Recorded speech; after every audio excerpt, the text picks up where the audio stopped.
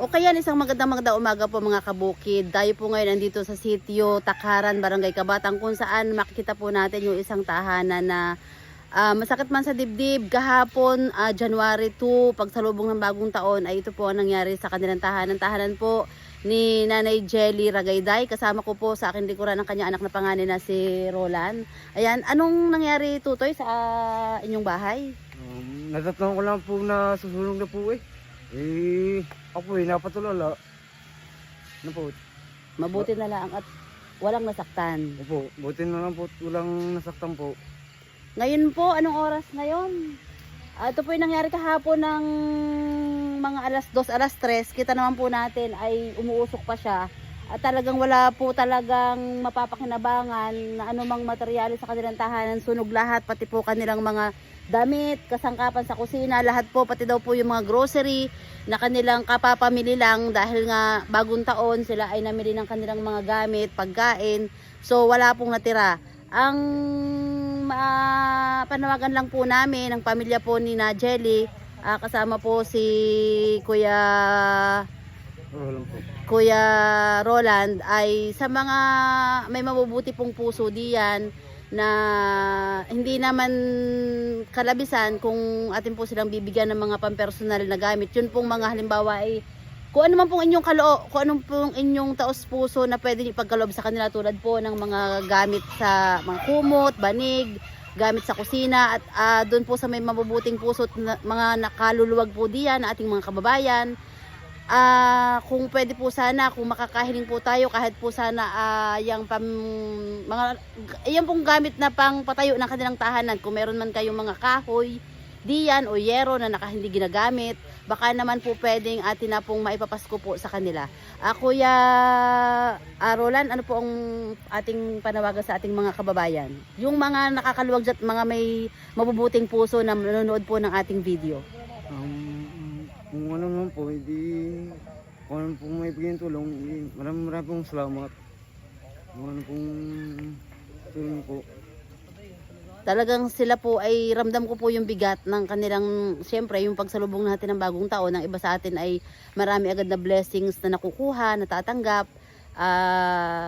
So napakasakit nga at mahirap sa dibdib na makita natin ng isang pamilya po ay ang sasalubong sa kanilang bagong taon ay ganitong sitwasyon. So muli po sa mga makakapanood po ng video na ito po ay sa sitio Takaran, Barangay Kabatang.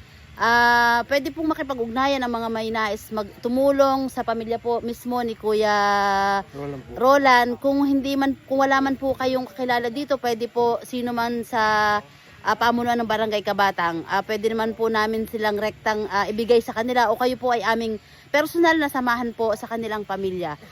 Sila po ay lehitimong taga rito po sa Barangay Kabatang. Ang maitutulong po ninyo, maliit na halaga, maliit man na bagay, ay napakalaking tulong po para sa kanila. Muli po sa mga may mabubuting puso, kung kayo man po ay may mga damit na hindi na ginagamit, kumot, gamit sa kusina, na pwedeng ibahagi po sa kanila, ipapasko na po natin at doon po sa kanilang kita naman po natin ang kanilang tahanan na talagang wala pong pakikinabangan. Kung meron man po kayo diyang mga materyales na pang tahanan na pampagawa, halimbawa po ng mga kahoy o yero na nakastock, pwede po natin ibigay sa kanila.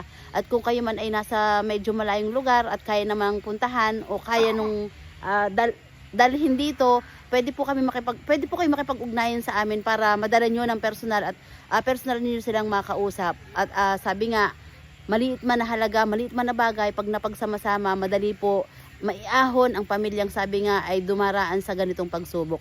Kuya Rolly? Roland pala, sorry. Maraming salamat sa tumulong po.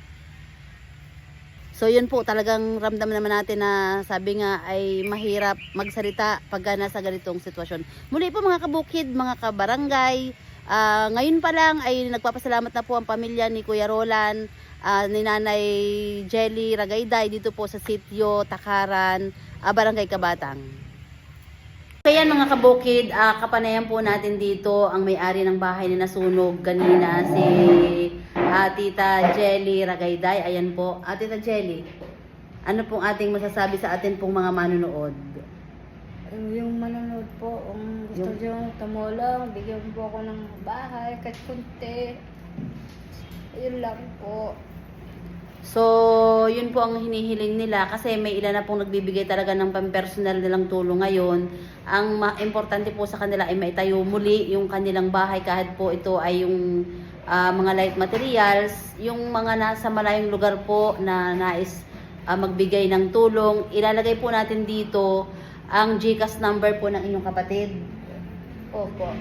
So, kahit daw po magkano, maliit na halaga, malaking bagay po sa kanila. Sabi nga, ang maliit na halaga pag napagsama-sama, lumalaki at may pag-asa pong maitayong muli yung kanilang tahanan. Kung saan talaga namang kita naman po natin na bagong taon ay tinupok ng apoy. Wala pong natira. At kita naman po natin na hanggang ngayon ay umuusok pa rin. So, muli po, sa ngalan po ng pamilya ni Tita Jelly Ragayday, doon po sa mga nais magbigay ng tulong pinansyal, ngayon pa lang ay sila nagpapasalamat na. At ay lalagay po natin dito yung GCash number ng pong kanyang kapatid dahil wala daw po silang GCash number para personal po na maiabot din sa kanyang pamilya. Muli po, Tita Jelly, panawagan po sa ating mga manonood at pasasalamat na din. Salamat po sa inyo. Maraming salamat kung tutulungan po ako sa inyo. Maraming salamat. Yun lang po. Ayan po, sila po pansamantala ay nandito po sa tanggapan